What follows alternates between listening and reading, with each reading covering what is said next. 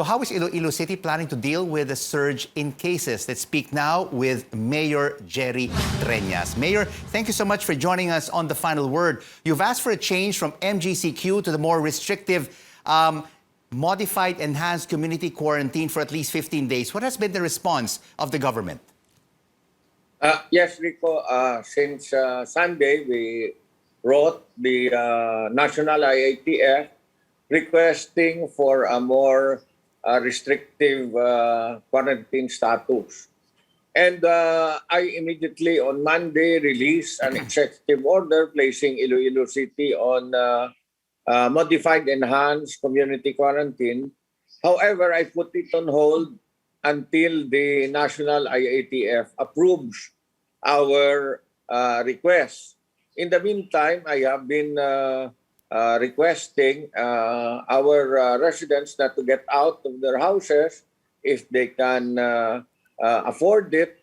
If they cannot afford it, then we cannot do anything about that. In the meantime, we are doing the vaccinations using the vaccines courtesy of the National IATF. Right. And we have already reaching already 4,000 vaccinations a day. All right. And so what has been the total of vaccinees so far in Iloilo City, Mayor? How many have already been vaccinated? For the AstraZeneca and for the Sinovac, we have vaccinated a total of about 22,000 here in Iloilo City.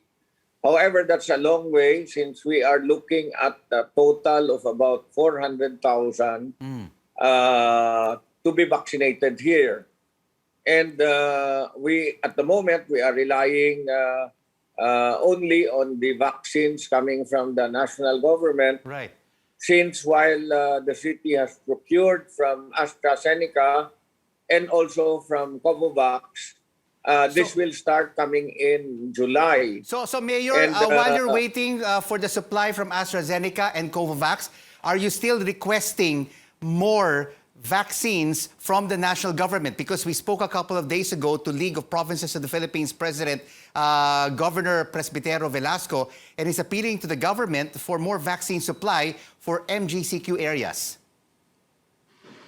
Well, I have requested Secretary Lorenzana, Secretary Anyo, Secretary Galvez, Yusek Kabutahe for more vaccines.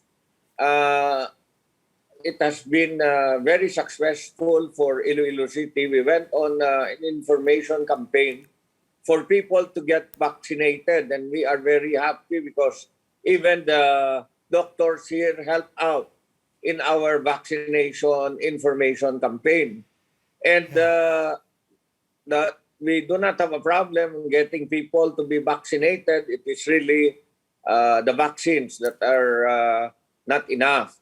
Last week, we were given 19,000 doses of AstraZeneca, but 3,000 of this was for the second dose of the medical frontliners.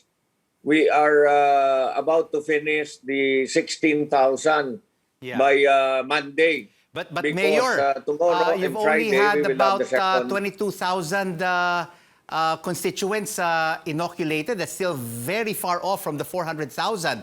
And now your cases are continuing to rise in Iloilo City.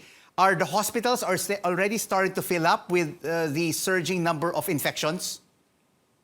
Well, yes, no, and as a matter of fact, I had a meeting with PhilHealth President Dante Giran and hospitals in Iloilo City yesterday because there's an issue on the amounts to be paid by PhilHealth to the hospitals, and I am really pleading with PhilHealth to start paying the hospitals.